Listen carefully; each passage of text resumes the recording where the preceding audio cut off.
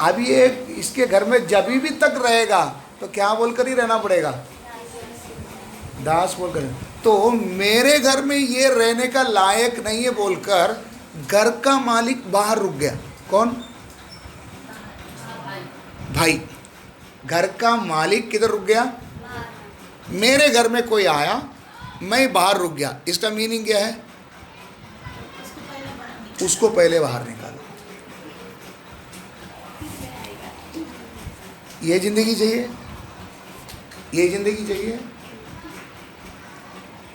तो सर को आओ, सर को आओ। हम बोलते ना, गए आए, गए वापस आए।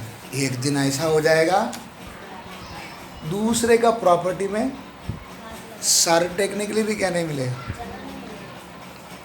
चाहे माफी मिल जाएगा, माफी मिल जाएगा, क्षमा भी कर देगा प्रभु। आप आंसू देख कर वो तो बर्दाश्त नहीं करता, माफी कर देगा। लेकिन ये जो प्लॉट आखिर वही हो गया ना, काइन को जो बोला था तू क्या बने। इतना आपको अच्छे समझ में है? दिखने में सब विश्वासी लगता है। किसी का जिंदगी को थोड़ा झांक कर देखिए, मैं किसी को उंगली नहीं उठा रहा हूँ, लेकिन झांक कर देखिए क्यों उनका ये हालत है।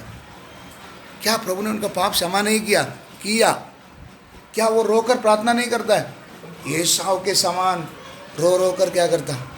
प्रार्थना करता। फिर क्यों उनका हाल ये है? करे क्या? अभी इसका नाम को प्रॉपर्टी है ही नहीं। यीशु भी क्या बोलेगा? बेटा वो किसका है? उसका। अगर उसके पास उसने अगर सर टेकने के लिए थोड़ा सा जगह दिया तो इतना तो समझ में आ गया। इसीलिए शारीरिक बनना आसान नहीं है, आसान नहीं। लगता है ये धर्मी मनुष्य है, पेश आता है, लेकिन ऐसा जिंदगी क्यों है प्रभु? कितनों को ऐसे हमने देखा, कितनों को। क्यों ऐसा है? एक ही कारण है, जो था ना वो जो खोया वो वापस नहीं। इसलिए मत्ती 26 का 41 पढ़ेंगे। जागते रहो। इसलिए क्या करो? जागते रहो और प्रार्थना करते रहो। क्या करते रहो? प्रार्थना करते रहो। प्रार्थना का मतलब समझ में आ गया? प्रार्थना क्या है? परमेश्वर से बात, उनके साथ का संबंध में बने रहो। आगे, कि तुम परीक्षा में ना पढ़ो। तुम किस में ना पढ़ो? परीक्षा करने वाला कौन? शैतान। परमेश्वर कौन? मेरे शरीर के खाओ, मेरे ऊपर क्या ना हो, प्रबल ना हो। इसलिए जागते रहो और प्रार्थना करते रहो, ताकि तुम परीक्षाओं में ना पढ़ो। इतना क्लियर हो गया? समझ में आ गया आपको? प्रार्थना करें। मेरे बाप के पास बहुत सारे रहने की जगह है, उसमें से एक जगह मेरी भी थी। एक समय मैं उसका खोजी नहीं था, मुझे उसका खोजी बनाया। एक समय मैं उसको जानता नहीं था। यशाया 61 में हमने पढ़ा, उसने खुद अपने आप को दया के कारण मुझ पर प्रकट किया। समय बीतने के बाद अधिक बुद्धिमान समझकर हम शरीर के कामों के साथ खेलना शुरू किया। हमने हल्का समझा। मैं सोचा क्या आज नहीं कल कर लेंगे, कोई बात नहीं मेरे भाई, तू नहीं करेगा तो क्या परमेश्वर का राज्य थोड़ी खत्म हो जाएगा।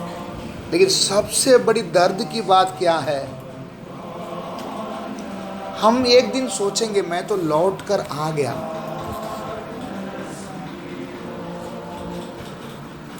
न्यायों की किताब में भी हमने पढ़ा, शिमशोन अधिकार खो गया। परमेश्वर कब उसके अंदर से गया उसको मालूम नहीं पड़ा। उसके बाद हम वही वचन में आगे पढ़ते हैं, लिखा है उसके बाल फिर उगने लगे। जी हाँ, क्षमा मिल जाएगी, लेकिन जो आंख गया ना वो तो गया। आंख जाने का मतलब क्या है? वो दर्शन खो गया।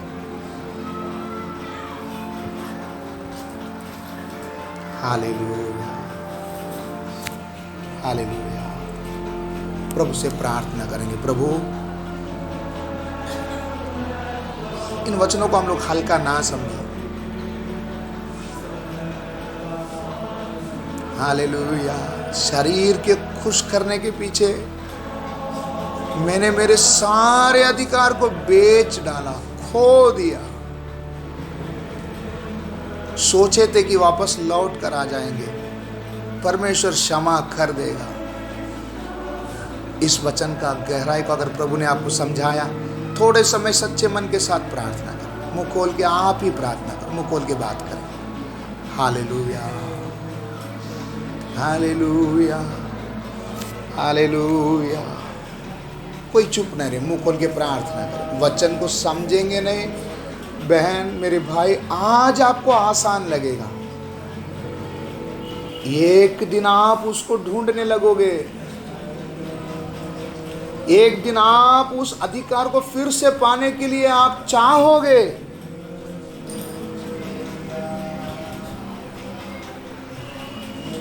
कितने रोने पर भी नहीं मिलेगा। इसलिए आज तक अगर ये सच्चाई, शायद हमको इतना नहीं समझता, हम लोग कुछ कर बैठे थे, लेकिन अब ये वचन समझ में आ गया। यशायाह की तरफ मुंह खोलकर बोले, प्रभु मैं अशुद्ध होठ वाला इंसान, मैं अशुद्ध होठ वाला इंसान।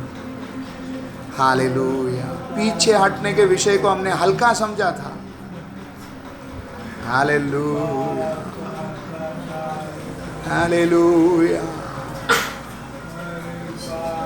बुद्धिमान होने का दावा कर करके कितने दिन लोगों को उल्लू बनाएंगे। हकीकत बाहर दिखाएगा, असलियत बाहर दिखेगा। Hallelujah, hallelujah, hallelujah, hallelujah. Can का जैसा आवारा भगोड़ा, क्या जिंदगी है, कोई ठिकाना नहीं। हालेलुया। किसी बातों में स्थिर नहीं। क्यों ये हाल?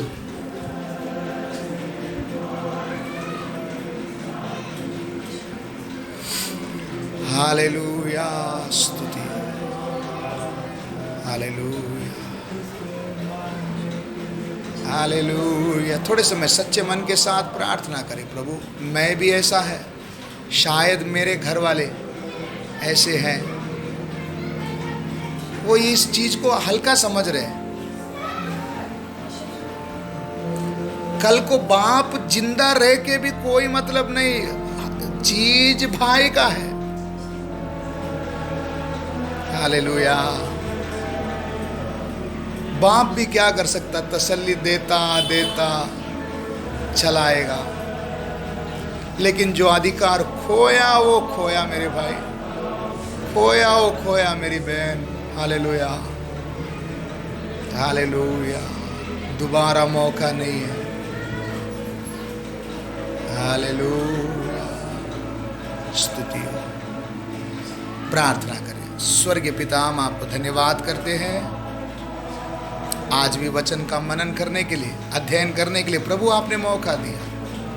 वचन के द्वारा आपने हमसे बात किया, हमारे कमियों को प्रभु जी आपने बता कर दिया। हालेलुया। प्रभु रोज वही गलतियों को दोहराते दोहराते, वही चीज़ों को क्षमा मांगते मांगते हमने सोचा कि यही सही जिंदगी चलेगी। हालेलुया। लेकिन हम लोग ने हमारे अधिकार को खो दिया, इस बात को हमने नहीं समझा। हालेलुया। आज इन वचनों के द्वारा फिर एक बार आपने मौका दिया है प्रभु, आज से अपने रास्ते को बदलने के लिए सहायता कर। हालेलुया। दिखावटी जीवन को खत्म करके असली आत्मिक जीवन बिताने के लिए हम एक एक को सहायता करें। आत्मा मेरे अंदर वास करता है, उसका चिन्ह हम एक एक जीवन में दिखाई दे प्रभु। हालेलुया। मेरे जीवन के एक एक क्षेत्र में दिखाई देने दे। बाप दया कर, वचन को समझने के लिए सहायता किया, धन्यवाद।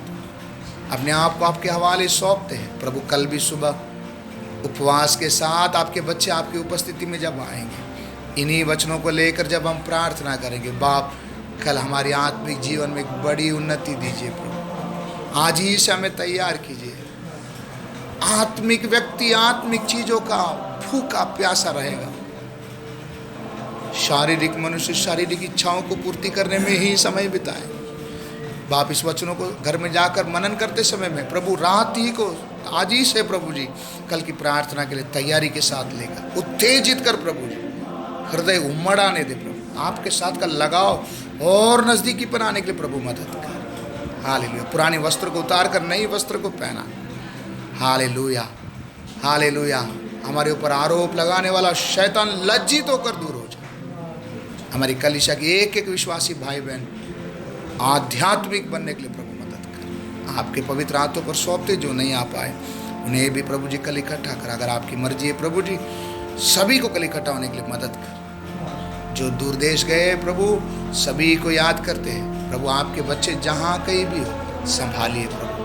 आत्मिक जीवन से भटक ना जाए, आत्मिक जीवन को तुच्छ ना समझे प्रभु। आपका महत्व को जानकर जीवन बिताने के लिए मदद कर। शीघ्र लौट आने के लिए मदद कर। जहाँ पर भी गए वहाँ पर आपके नाम उनके द्वारा महिमा करें। सब दुनिया भर के सेवकों के लिए, विश्वासियों के लिए प्रभु प्रार्थना करें। सभी के साथ रहे प्रभु। आपके आगमन के लिए हम एक एक को तैयार कीजिए। यीशु मसीह के मधुर नाम से इस प्रार्थना को मांगते हैं, सुना और कबूल कर पिता। आमीन। जय मसीह।